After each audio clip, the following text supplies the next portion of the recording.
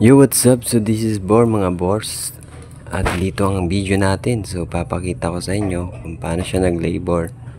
So October 9 pala yan bago nangyari ang lahat mga bossing. So pumunta kami ay magpapa-check up lang sana kami or magpapa-monitor kung ilang cm na ba yung kanyang blank. Kaya yun mga guys, tungayan natin at umpisahan natin ang ating vlog. So dun nga mga boss, katapos na magpirmahan dahil manganak na nga daw siya. So dito, pinakita ko sa inyo at minasahe ko para marelax ang kanyang likod kasi sobrang hilab na ng kanyang tiyan. So minuminuto na nga daw, umihilab na. Kaya naisipan ko, ipitan siya para makabela siya nung timing na hindi umilab yung kanyang tiyan. Kaya yun guys, naipitan niya na yan at ako'y matutulog kasi parang inaanto ako dyan.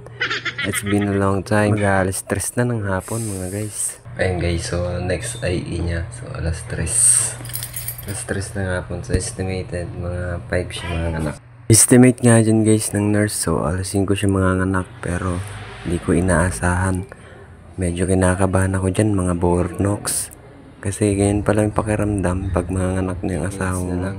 Hindi ka rin mapakali, kaya medyo mag-alas 3 na mga bors. So pabalik-balik nga ako ng pinto, nakikinig. At pinuntan ko na yung nurse. Sinabihan ko na paano, sunod-sunod na yung ilaw. 1 hour later. Ayun mga bors, so nagpapasalamat pala sa Panginoon kasi safe sila ni baby. 3:30 PM pala siya guys, lumabas.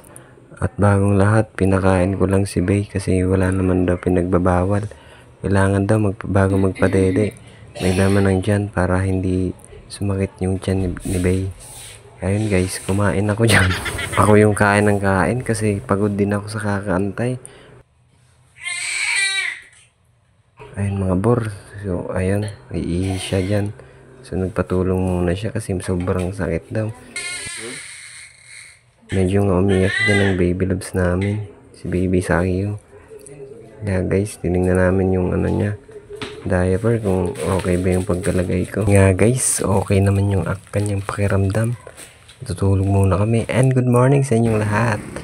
Umpisa na nga guys yung panagabagong araw. Fast forward ko na guys, pauwi na kami dyan papuntang bahay. Kaya thanks Gina naman kami dyan mga bors. So safe kami and nakauwi. And kasama namin si baby at si Bay. Maraming salamat mga bors. Dito na kami.